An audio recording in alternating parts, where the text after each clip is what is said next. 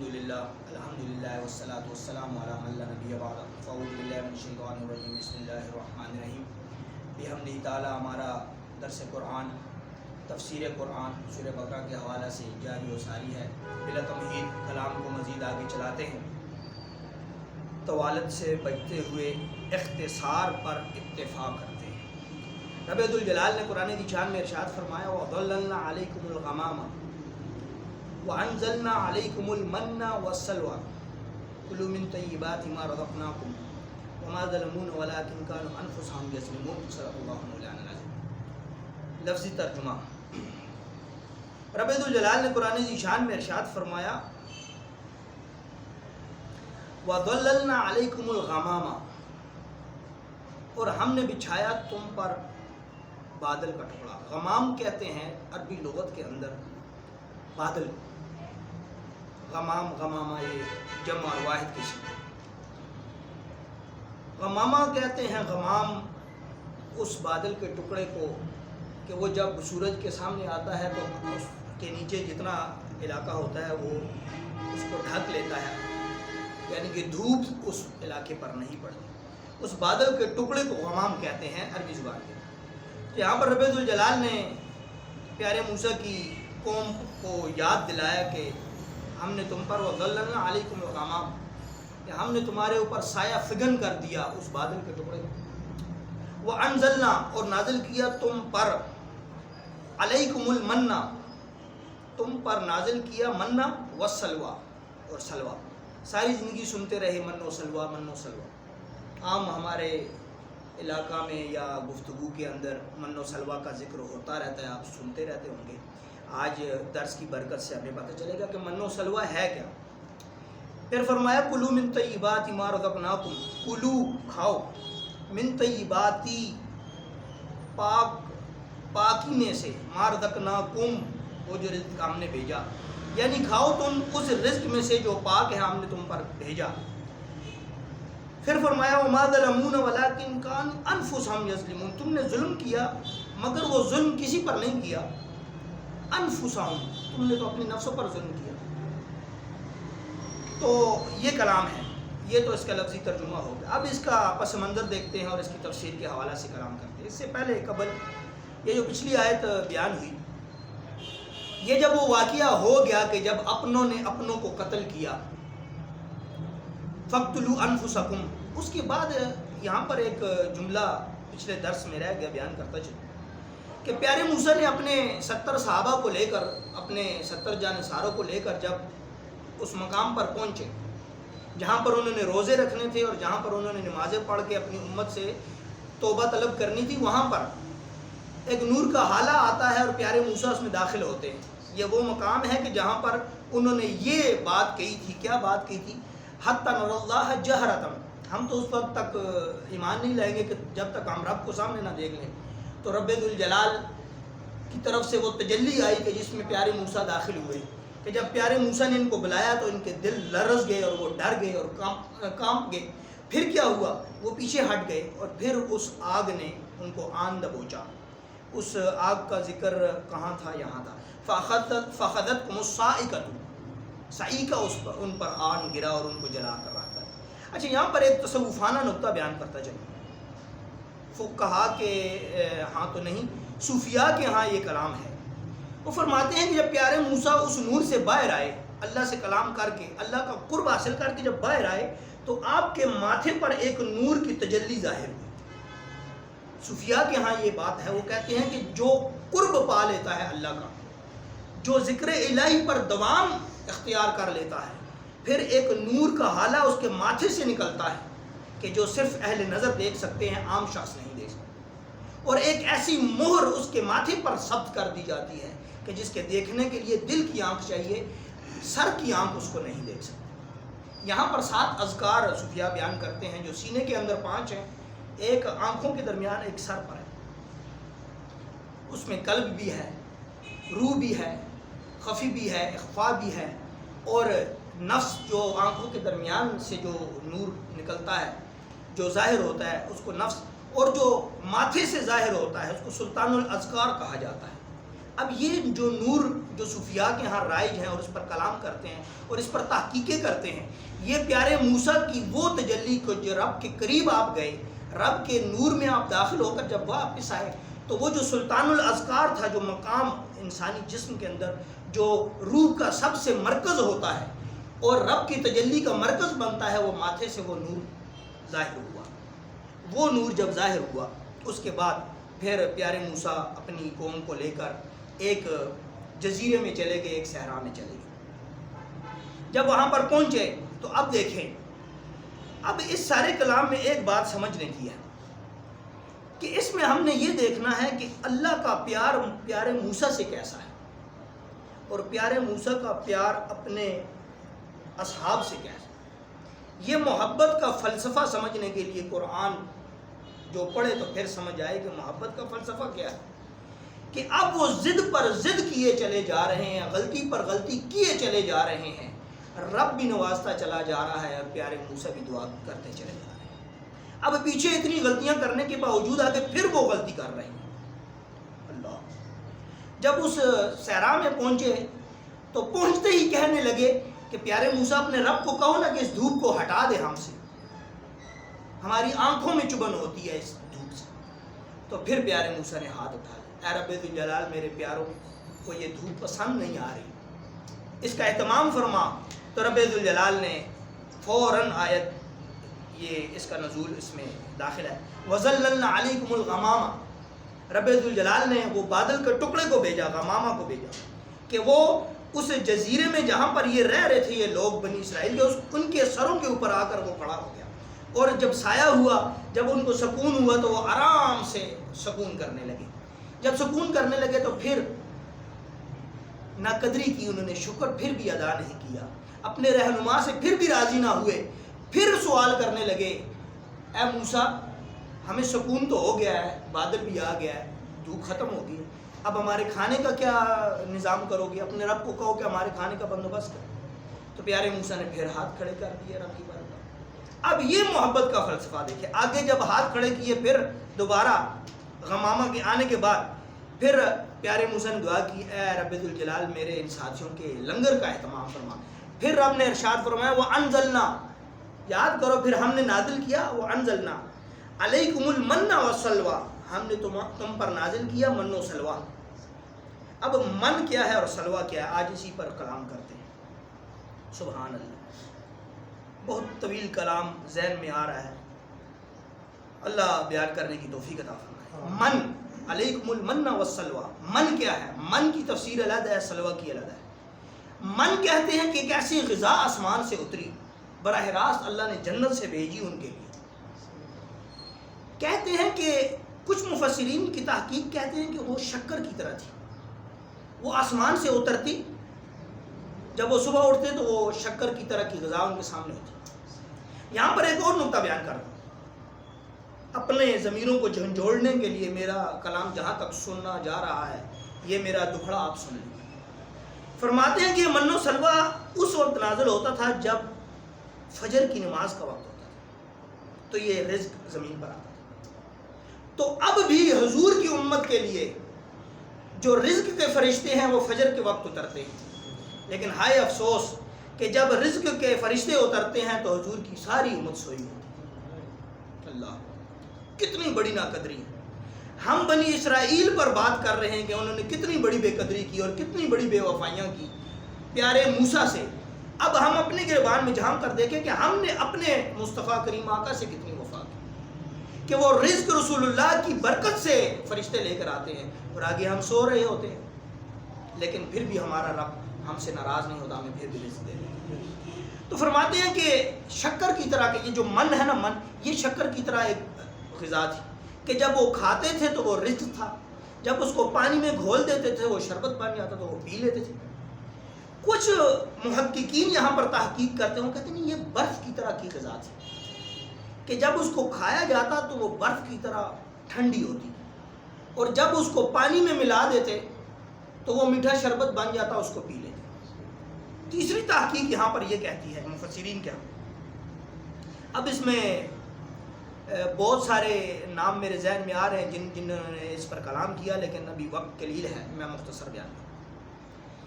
دو کلام، تیسرا کلام یہ ہے کہ ایک مقام پر مفسرین نے لکھا کہ وہ حلیب تھا، حلیب۔ اب حلیب کیا ہوتا ہے؟ آپ لوگوں نے سن رکھا ہوگا، یہ دودھ کے ڈبے بازار میں بکتے ہیں حلیب۔ آج آپ کو یہ بھی بتا دوں کہ حلیب کا معنی کہ یہ عربی زبان کا لفظ ہے حلیب۔ حلیب عربی زبان میں ٹھنڈے اور میٹھے دودھ کو کہتے ہیں۔ تازہ دودھ کو، اچھی کوالٹی کا جو دودھ ہوتا ہے، تازہ میٹھا اور جو دودھ ہوتا ہے اچھا دودھ، اس کو عربی زبان میں حلیب کہتے ہیں۔ یہ جو ڈبے بکتے ہیں حلیب کے، دودھ کے ڈبے کے، انہوں نے عربی زبان کا وہ حلیب نام رکھا ہے ان ڈبوں کا۔ تو آج ہمیں یہ بھی پتہ چلا کہ حلیب ٹھنڈے اور میٹھے دودھ کو کہتے ہیں۔ تو کچھ کہتے ہیں یہ حلیب تھا، حلیب، کہ جب اس کو کھایا جاتا تو وہ شہد سے میٹھا ہوتا، اور جب پانی میں گھول دیتے تو وہ حلیب بن جاتا، یعنی تازہ دودھ بن جاتا، وہ دودھ پیتے۔ ایک اور مقام پر مفسرین نے تحقیق کی، وہ کہتے ہیں نہیں، یہ باریک قسم کی روٹیاں ہوتی تھی، جس طرح ہمارے پنجاب کے اندر میں چپاتی بنتی ہے، اس چپاتی کو جب پراٹھے کی طرز میں پکایا جاتا ہے تو پنجاب کے مضافات میں ہم نے خود مشاہدہ کیا ہے کہ وہ چپاتی پراٹھے نما بنتی ہے، وہ ہم نے دیکھی۔ تو مفسرین کہتے ہیں وہ چپاتی نما جو پراٹھا ہوتا ہے، یہ من جو ہے نا، من، یہ من سے مراد وہ پراٹھا ہے۔ اور کچھ مفسرین یہ کہتے ہیں کہ نہیں، یہ سندبیل ایک درخت ہے، اس پر وہ غذا آ کر آتی اور وہاں پر ٹھہر جاتی، منجمد ہو جاتی، تو وہ صبح جاتے اور وہ غذا کو لے لیتے اور کھا لیتے۔ اب یہ متعدد مقامات پر من کا جو تحقیق ہے فقہا نہیں بلکہ مفسرین نے بیان کیا۔ مفسرین فرماتے ہیں کہ یہ ایسی غذا تھی کہ جو ان کے صحن میں اتر جاتی تھی، یہ اس کو کھاتے تھے، اس سے برکت حاصل کرتے تھے، لیکن یہ اتنے ناشکرے لوگ تھے کہ وہ پھر جمع بھی کر لیتے تھے۔ جب وہ جمع کرتے تھے تو وہ جو غذا جمع کرتے تھے اس میں بدبو پیدا ہو جاتی تھی، وہ ضائع ہو جاتی تھی، تو یہ ضائع بھی کرتے تھے، کھاتے بھی تھے اور قدر بھی نہیں کرتے تھے۔ یہ تو ہو گیا من۔ اب دیکھتے ہیں کہ سلوہ کیا چیز ہے۔ علیکم المن والسلوہ، من سے مراد شکر بھی ہو سکتا ہے، من سے مراد برف کی طرح کی غذا بھی ہو سکتی ہے، من سے مراد حلیب یعنی تازہ دودھ بھی ہو سکتا ہے، من سے مراد وہ سندبیل کا جو درخت ہے وہ بھی ہو سکتا ہے، اور من سے مراد وہ پراٹھے نما جو روٹیاں تھیں وہ بھی ہو سکتا ہے۔ اب سلوہ کیا ہے؟ علیکم المن والسلوہ، سلوہ کے بارے میں کہتے ہیں کہ ایک پرندہ تھا، جب انہوں نے یہ چیزیں کھائی، رنگ برنگی میوے اور طرح طرح کی مزیدار چیزیں کھائی، تو پھر ایک دفعہ پھر کہنے لگے موسیٰ سے، پیارے موسیٰ اپنے رب کو کہو نہ کوئی گوشت بھیجے ہمارے لیے کھانے، گوشت کھانے کا دل کر۔ تو پھر پیارے موسیٰ نے رب سے دعا کی، رب نے گوشت بھیجا۔ کس انداز میں بھیجا؟ رب نے ایک ہوا چلائی، قدرت نے، اس ہوا میں کچھ پرندے ہوتے تھے چھوٹے چھوٹے۔ یہاں پر اختلاف ہے مفسرین، کچھ مفسرین کہتے ہیں کہ وہ بٹیر نما پرندے تھے، کچھ کہتے تھے نہیں وہ کبوتر نما تھے، یعنی اس کا جو جسامت ہے بٹیر اور کبوتر کے درمیان کی حالت کا وہ پرندہ ہوتا تھا، اور رنگ اس کا لال ہے، اس پر تمام مفسرین متفق ہیں۔ لال رنگ کا کبوتر نما ایک پرندہ، وہ ہوا آتی تھی، وہ پرندے آ کر ان کے پاس بیٹھ جاتے تھے، ان کو شکار کرنے کی ضرورت بھی نہیں پڑتی تھی، اتنے لاڈلے تھے، تو یہ ان کو پکڑ کر، اچھا پکڑتے بھی کیسے تھے؟ اب اللہ کی نعمتیں تھیں، اللہ کی نعمتیں فری میں مل جائیں تو پھر ایسے ہی کام ہوتے ہیں، جیسے اب ہمیں صحت ملی ہوئی، ہمیں صحت کی کوئی قدر نہیں، ہمیں اللہ کی نعمتیں ملی ہوئی، ہمیں کوئی قدر، تو اس میں پھر وہ ایسی مستی کرتے تھے کہ ان پرندوں کو دیکھتے تھے کہ جو سب سے فربا یعنی موٹا تازہ پرندہ اس کو پکڑ کر ذبح کر کے کھاتے تھے۔ تو اللہ نے اتنی ان کے لیے آسانی کر دی کہ وہ جس پرندوں کو دیکھتے تھے وہ فربا ہو جاتا تھا، موٹا ہو، تو وہ کاٹ کاٹ کر کھاتے تھے۔ اچھا جب وہ ساری غذائیں کھا کر بھی ان کا پیٹ بھر گیا، پھر وہ گوشت آ گیا، گوشت بھی کھاتے رہے، پھر وہ پرندوں کو بھی ذبح کر کر کے کھاتے رہے۔ پھر آگے انشاءاللہ آ رہا ہے نیچے 4-5 آیات کے بعد، وَبَقَلِهَا وَقِصَّائِهَا وَفُومِهَا وَعَدَسِ، یہ ساری وہ اور غذاؤں کا بھی مطالعہ کر دیا، نیچے آ رہا ہے، اگلے دروس میں آ جائے۔ تو وہ پرندوں کو کھاتے تھے، وہ جو پرندے کا گوشت تھا وہ جنتی گوشت تھا، تو انہوں نے اس کی بھی بے قدری کر دی کہ حد سے زیادہ ذبح کر دیتے تھے، آدھا کھاتے تھے آدھا ضائع کر دیتے تھے، یا ذبح کر کے چھوڑ دیتے تھے، یا کل کے لیے اتنا جمع کر لیتے تھے کہ اس میں بدبو پیدا ہو جاتی تھی۔ یہاں پر بھی وہ اللہ کے نافرمانی میں وہ رہے۔ تو آج ہمیں یہ پتہ چلا، ساری زندگی ہم نے سنا علیکم المن والسلویٰ، من و سلوہ کیا ہے، آج ہمیں پتہ چلا کہ منوا غذا ہے اور سلوہ وہ پرندے ہیں کہ جو رب کی طرف سے ان کی طرف آئے اور انہوں نے کھائے، اور رب نے آگے یہی ارشاد فرمایا کلوا من طیبات ما رزقناکم، ہم نے آپ کے لیے طیب رزق بھیجا، اعلیٰ رزق بھیجا۔ اور یہاں پر کچھ مفسرین فرماتے ہیں کہ رب نے کلام کیا کہ اے بنی اسرائیل پیارے موسیٰ کی نسبت کی وجہ سے، کہ میں پیارے موسیٰ سے، رب کہہ رہا ہے کہ میں پیارے موسیٰ سے پیار کرتا ہوں، اس کی محبت کی وجہ سے کہ وہ تم سے محبت کرتا ہے، اس محبت کی نسبت کی وجہ سے میں تمہیں ایسی غذائیں کھلا دوں گا جو قیامت تک کے آنے والے لوگوں نے کبھی دیکھی بھی نہیں۔ اللہ، بلکہ یہ جو سلوہ ہے پرندے کا گوشت وہ شفا والا تھا اور صحت والا تھا۔ یہاں پر امام بخاری کی ایک حدیث مبارکہ ہے، ایک جڑی بوٹی ہے کہ جس کے بارے میں حضور نے ارشاد فرمایا، امام بخاری نے اس کو لیا، اس بوٹی کے بارے میں فرمایا کہ یہ جو بوٹی ہے یہ شفا والی ہے اور یہ برکت والی ہے، اور ساتھ حضور نے فرمایا کہ اس کی نسبت، مفہوم حدیث ہے کہ اس کی نسبت من کے ساتھ ہے، من سے مراد علیکم المن والسلویٰ ہے۔ اس بخاری کی حدیث میں، اس حدیث میں جو من کا لفظ استعمال ہوا ہے وہ نسبت قرآن کے علیکم المن والسلویٰ والی ہے، کہ حضور نے فرمایا جیسے من و سلوہ برکت والے غذا تھے اور برکت والی اس میں شفائیں تھی، اسی طرح یہ جو جڑی بوٹی ہے اس کے اندر شفا ہے، کہ چاہے اس کو کھاؤ تب بھی شفا ہے، اور اس جڑی بوٹی کو اگر پانی میں گھول کر وہ پانی آنکھوں میں ڈالو گے تو آنکھوں میں بھی شفا ہوگی۔ تو یہ حدیث جو بخاری کی ہے وہ علیکم المن والسلویٰ من کے ساتھ اس کی نسبت پائی جا رہی ہے۔ بلکہ ایک حدیث اور یاد آ گئی، اس کے اندر حضور نے ارشاد فرمایا کہ میرے وطن کی یہ جو عجوہ کھجور ہے اس کے اندر رب ذوالجلال نے برکت رکھی ہے، اور اس کی نسبت بھی علیکم المن والسلویٰ، اس کے اندر شفا پائی جا رہی ہے۔ اسی طرح شہد کے بارے میں بھی احادیث مبارکہ موجود ہے کہ اس میں شفا اور صحت ہے۔ تو آگے رب ذوالجلال نے فرمایا وما ظلمونا ولکن کانوا انفسہم یظلمون، تم جو ظلم کر رہے ہو، جو تم اپنے رہنما کی بات نہیں مان رہے ہو اور ضد کر رہے ہو اور نافرمانیاں کر رہے ہو اور نعمتوں کی ناشکریاں کر رہے ہو، یہ تم کیا کر رہے ہو؟ اب رب تو یہ بتا رہا ہے کہ میں تو پیارے موسیٰ کی محبت میں دے رہا ہوں، اور پیارے موسیٰ تمہاری محبت میں بار بار میری بارگاہ میں التجا کر رہے ہیں۔ تو یہ فلسفہ ہے۔ تو یہاں سمجھ میں یہ آیا کہ جو محبت کا فلسفہ ہے، محبت کے اندر محبوب چاہے کتنا ہی نافرمان کیوں نہ ہو، یہ قرآن کا اسلوب بتا رہا ہے۔